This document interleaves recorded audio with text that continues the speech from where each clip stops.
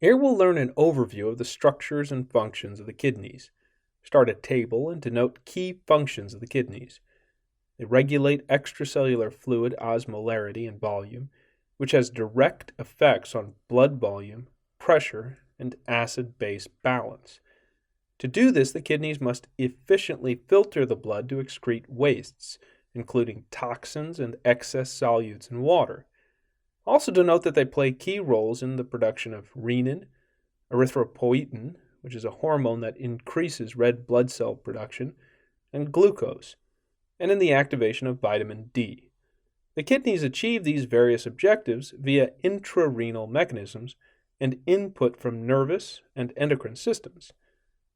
Next, let's show the kidneys in anatomical context. Draw a simplified human form. Show the paired kidneys which filter the blood to create urine. Indicate that the inner area is called the medulla and the outer area is called the cortex. Show that the ureters drain the urine from the kidneys to the urinary bladder, which stores the urine until micturition, urination, is initiated. Then indicate the heart and show that 20 to 25% of total cardiac output goes to the kidneys. This allows for the kidneys to effectively maintain their highly active functions. However, as we'll learn elsewhere, the body has mechanisms to shunt blood away from the kidneys to support other organs, including the brain, when blood volume and/or blood pressure falls too low.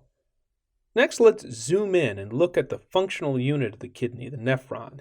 Indicate that it comprises multiple segments: the renal corpuscle, which is the ball, the proximal tubule, nephron loop, and distal tubule.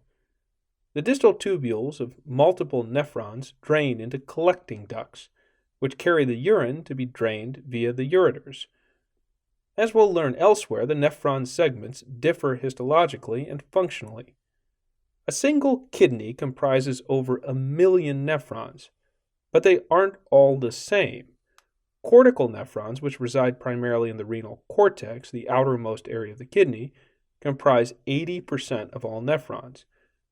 The remaining 20% are juxtamedullary nephrons, so called because they reside in both the cortex and the renal medulla.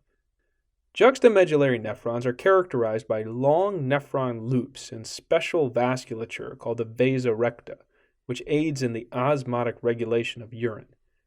Next, let's show the vasculature of a juxtamedullary nephron. First, indicate the cortico-medullary junction. Show the cortex above and the medulla below. Then show that the arcuate artery and vein parallel this boundary. The interlobular artery arises from the arcuate artery and gives rise to the afferent arteriole, which supplies the glomerular capillaries of the renal corpuscle, which is described in detail elsewhere.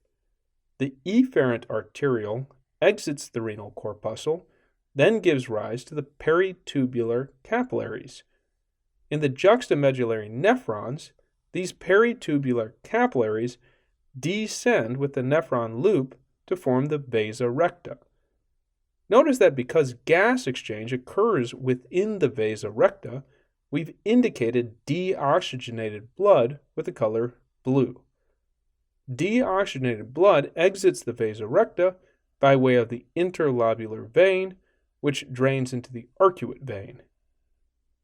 The relationship of the nephron to the vasculature is critical for the maintenance of osmotic gradients between the extracellular fluid and the fluid within the nephron.